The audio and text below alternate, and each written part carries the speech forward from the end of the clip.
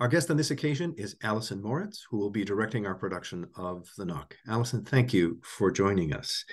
Would you start by giving us your condensed version of the synopsis?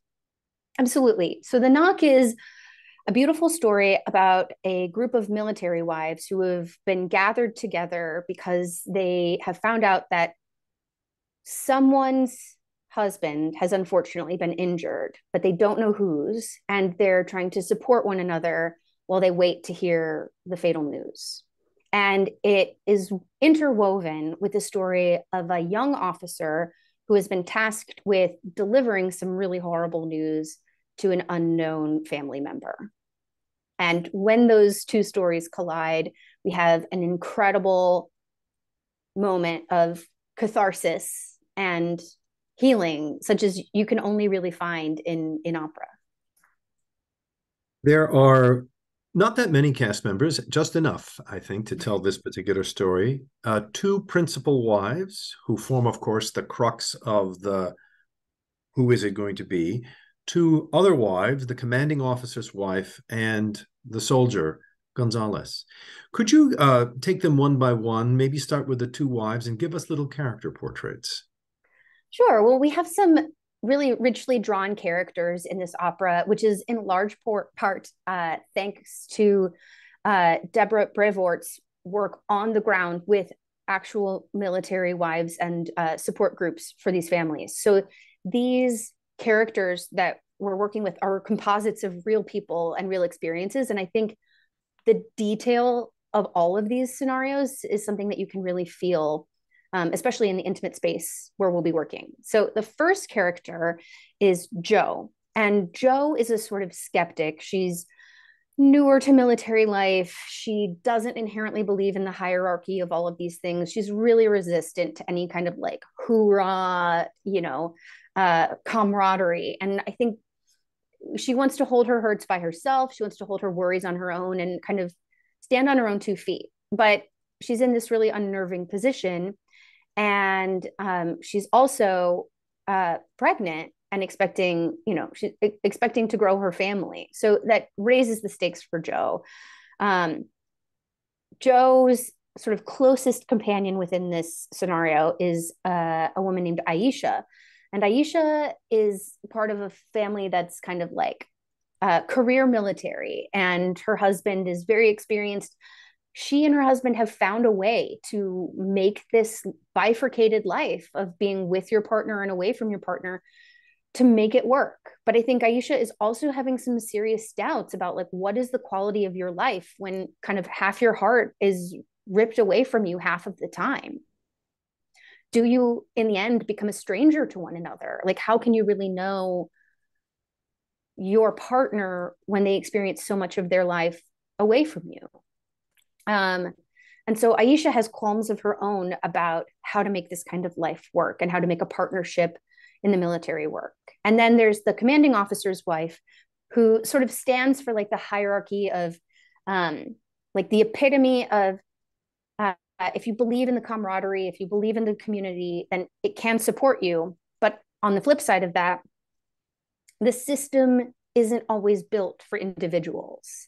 And so what are the pros and cons, and how do we kind of, I think she throws into relief like what's really human about this scenario. Like we have to follow a protocol, but where does protocol end and the human individual experience begin? And I think the commanding officer's wife really helps us understand that moment in time when you can't only go by protocol, you have to follow your human instincts. And then the last really important character is the only male member of the cast, and this is a young officer named Lieutenant Gonzalez. And Lieutenant Gonzalez is stationed in Colorado. He has a very important task, which is that his task is to notify the next of kin when there's any kind of injury or fatality in a certain regiment. And at the beginning of the opera, he receives a phone call, and we see him kind of spring into action and go to deliver his first message to one of these next of kin. And we see his doubts about if the job that he's doing is really of service to people, because he had anticipated this kind of more like GI Joe active, he feels isolated at home away from the people, the guys that he trained with, and how he can be of service when feeling so apart from the action. And throughout the course of the opera, he really learns a lot about the action of the American military system is not inherently just overseas or just in deployment. There's a domestic side that is equally complicated, equally complex, and equally weighted in terms of the sacrifices that families are willing to make to protect our country. I'm fascinated too because there are nuances to each of these principal characters that come out during the teller of the story. Jo is really upset because she and her husband argued just before he left for duty. Aisha worries that she won't recognize her husband when he comes back next time. And as you said already, Gonzalez is really frustrated at first because he wants to be over there in Fallujah Right. with his buddies as opposed to stuck stateside. And for me, the commanding officer's wife, as you pointed out so well, is she's not the least dimensional character by any means, but she is a representation of the authority. And Right. it is a very well, for a small group of people, is a very well limbed characterization of to make the story come alive. The opera was to have been premiered a couple of summers ago live, and then COVID did away with all of that. You all pivoted at Glimmerglass, where the opera originated, and made an amazing film, which is available to our patrons on the website. But taking a step back from the opera that we will see, help us a little bit, if you would, by placing the opera in the context of opera, both musical tradition as well as dramatic tradition. Where does it's a new piece, so we know it's of Right. today. But if you had to characterize this opera, what would you call it? I think this is really emblematic of early 21st century contemporary opera, contemporary American opera, in that there's an accessible lyrical language, and it really does have a social message through the lens of what's personal to people. And so there's a story that we care about. There are people that we care about. And then what's fascinating is there's a fine line between things being everyday, right? As we know from our inheriting Verismo, every day, and being elevated by music. So what I think this opera does really well is there are moments where we're absolutely elevating the everyday, and there are details about, what are the fine moments that make up a life, and we're kind of almost like zoomed in. And then there are moments that are much more abstract and have that kind of layer of like the emotional shifting of tectonic plates that really music does so well, because it gives us a change of scale, a change of perspective. So it's interesting because I would say one of the hallmarks of contemporary American opera is in large part how cinematic many of these operas are. When I think of the work of, I don't know, Kevin Putz or a lot of other people, you often see in the libretti, like you'll see the indication of almost like a split screen or a montage, or like you can hear. I actually think like Puccini was kind of the master of the close up, in that if you look at, I don't know, Act Two of Bohème, like you can follow the action beat by beat. And in this kind of contemporary American ensemble, many, many things can be going on at once, kind of like a Robert Altman film. But the score allows us to track like where our heart, where our attention should be. So it has this kind of cumulative experience of feeling very rich. And what I think is interesting and sort of signature to Alexandra's work is this really tremendous ensemble writing. When she's writing for all of the women singing together, uh, it's really striking, in part because we honestly do not have enough ensemble singing for women in opera. There are way more male choruses than there are for men, just in general, like the balance of roles.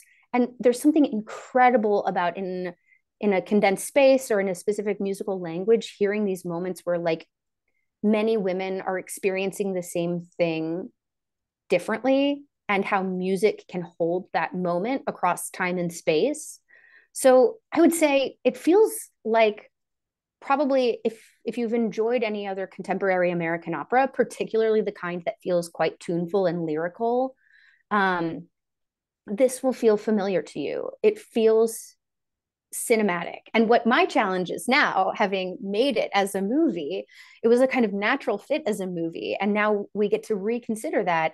And the challenge is, okay, like I see this music as a close up, but now we have a very different way of telling the story. We're in a particular space. And how do we use the tools of theater to metabolize that music in the same kind of really essential and visceral way that we did for the film? So I'm really excited. We have a great team, and I really love listening to this music again. I was listening the other day to a recording. I'm a big fan of Hildegard of Bingen, Oh and yeah, her great proponents, at least part of her rise to modern fame, was due to this group called Anonymous Four, which is a quartet of female singers. And I was listening to it the other day, and then I reviewed the video of the opera before our yeah. conversation.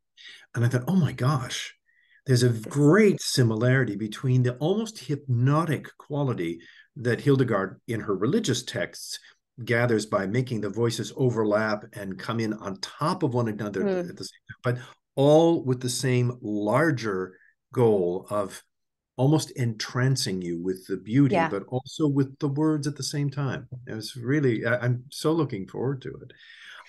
Speaking of the music, are there one or two moments for someone who gets to watch the film, because it's readily available on our website, that you would pick out that, say, for a first timer coming to the piece, should I zero in and particularly listen to this Mm. section or that section? I mean, I think that, uh, like I said, there are moments of ensemble singing for the women throughout. So that's featured near the beginning when you're setting up all of the individual lives, and also near the end when there's this kind of, I don't know, really interesting anthem. But beyond that, I think there's a really vulnerable aria for the baritone that is uh, just an incredible kind of addition to the contemporary American canon, and that so much of it is quite high and virtuosic in its vulnerability, virtuosic in its spareness, and that it's really about tuning, it's about intonation, it's about trust. I'm really excited that we have the singer who premiered this coming to sing it again in Cincinnati, because he did an absolutely beautiful job. And he really brings to the fore this character's faith and spirituality, in addition to his, I don't know, kind of like can do, like have to do attitude. And that's a wonderful baritone named Armando Contreras. There's also a really lovely sequence where both of our main women characters kind of, as you mentioned, get to the core of what their concerns are, their qualms are about the way they are making this work with their spouses. And that leads up into this like really um this really forceful duet, frankly, where the impetus, the momentum of this duet kind of forces one of the wives to reveal something that I think otherwise she would never have revealed to the other. And that, to me, right, the musical impetus of creating this revelation, as a director, that's one of the things that I find incredibly satisfying, right? Is like when a dramatic beat doesn't make sense until the music opens it up, and like these things dovetail.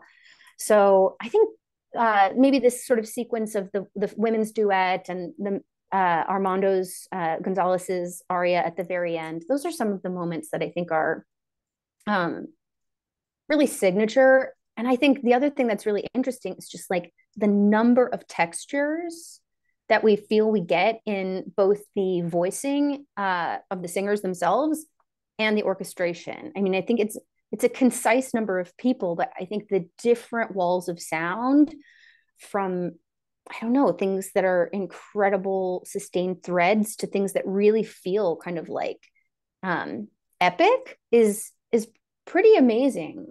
Alexandra gets a whole lot of punch out of about a Yeah. dozen plus players. Yeah. And also one of the things that I think our audience who have come to our performances in the Wilk studio before, which is our black box, it's up close and personal. There's no escaping the drama. Yeah. It's in your face, which is what this piece is designed to do. To close, Alison, I want to reflect on the fact that all four of our operas this summer engage with how women are portrayed in opera. In all four operas, the principal female character or characters are manipulated, with the exception of The Barber of Seville, in which the heroine triumphs and gets the man she loves. But even The Barber of Seville is kind of creepy because Barbaro is locked up in his house because he doesn't want her to find a suitor. He wants to marry her himself. But all of our leading ladies meet devastating ends. In your own opinion, what can we learn from this bias? What's the conversation we should be having as both producers and consumers of opera, which is this theme is so prevalent throughout the history of opera? Of course, we could take an entire hour talking about it, but from your own perspective, maybe just geared towards this opera itself, what's the conversation we should be having experienced this opera?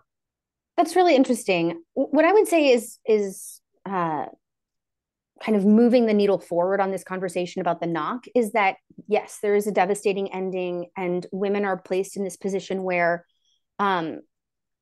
they experience extreme emotions. And I think that's kind of the signature of this conversation, which is that in many Western societies, for the period of time wherein opera was a popular genre and continues to advance today, the kind of gender norms have started to be like men kind of having an emotional palette in public that is a certain thing, and women having a different one, a different emotional makeup of what they're allowed to show in public, and kind of composers using that in a relief of. I also think, for example, young people, teenagers, make excellent characters in opera for this same reason, and that there's an element of being able to externalize one's emotions, and a social context of like, let me tell you how I feel. And that I think is like really, really signature to good opera working, is like we have to believe that these characters have that big of an emotional palette and can kind of like articulate it in a way that we can recognize.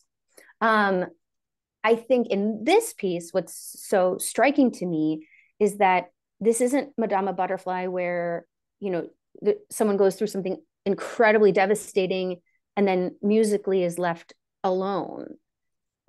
We're providing a sorority, a full context of community. I think that's the really interesting thing to me, is that people go through challenging things in life. We have to make opera about the things that are too big to talk about. It has to, otherwise what are we singing? Our grocery lists? Like, we have to sing about things that can't be spoken, that are beyond the that are ineffable. But what feels radical or what feels new or fresh about this is the idea of really one by one building up the voices around a person, so that when you go through something, the community is there. The people who understand you are there, and you can move forward. That is what I think is different about this. Now, why do women have to suffer in the hands of opera? I think, you know, realistically, I would also say, like, to put not too fine a point on it, is that opera has been a popular genre, in particular, you know, when we think of like kind of the golden age of opera, during an age of imperialism and colonization. And there's a specific worldview and there's a specific kind of society that that is great fodder for opera. And naturally, that presents one point of view on stage, or one sort of slant of storytelling. And I think one, you know, I think we have to hold it all in a balance, in that when I go to the opera and I see a man having a cathartic experience, I don't know, when I watch Billy Budd, I don't think, well, I can't identify. I am Billy Budd. And I think that's the kind of technology of opera, is like it gets inside your cells and moves you around cell by cell, irrespective of you being mirrored by the protagonist in particular. But it doesn't happen immediately, right? You have to kind of earn that over time. And representation is incredibly important. And we can't create stagings or new scores or new documents without building diverse teams in the room and without, I don't know, speaking with new audiences and speaking, yeah, not speaking to new audiences, speaking with new audiences. So I guess that's my take. I think, like, you know, conflict does make good drama. We've got to have conflict, but what happens after? What's the bent of these stories? How do we achieve them in our collaborations in the room? How do we move people out into the world afterwards so that they're still thinking about things? That's the really exciting opportunity of opera, particularly in America right now, because we are working in an inherited genre, but we are also creating so many new amazing works that we can really see the American experience as it is today and as it has been for the last century reflected on stage. I've had a long think because I've done a lot of world premieres about who gets to have an opera made about them, right? Like, it used to be this idea of, before that, it was kings and queens and gods and goddesses. And what feels radical about Verismo on is that we're really telling some very intimate and real stories. And I think right now American opera is in a place where there are so many open doors and we can tell so many stories. So I hope it's not so much a question in the future of, like, this is a women's opera, or, like, that we, because I also think, and now I'm going on a long tangent, but, like, I also think the way we bifurcate these roles, the way we talk about soprano and mezzo and tenor and bass, like, the way that the world is changing right now, will we always have characters that we kind of separate in this way?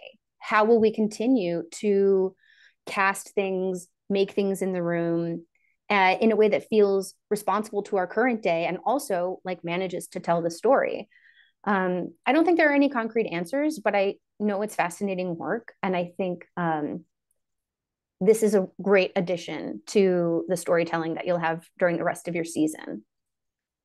Alison, I can't thank you enough. We are very excited to be able to present the world stage premiere of The Knock with basically the creative team that made the film. Yourself as director, yeah. Jamie Rotondo now designing a physical set, not working yeah. on locations, and Trevor Bowen recreating his amazing costumes. We will be welcoming conductor Stephanie Rhodes Russell, who will conduct the performances of members of the Cincinnati Symphony, and this wonderful cast that is an amalgam of some of the original performers as well as a couple of newcomers. Alison Moritz, thank you for taking the time. We look forward to them. We very much look forward to The Knock. Thank you so much. I've enjoyed talking with you.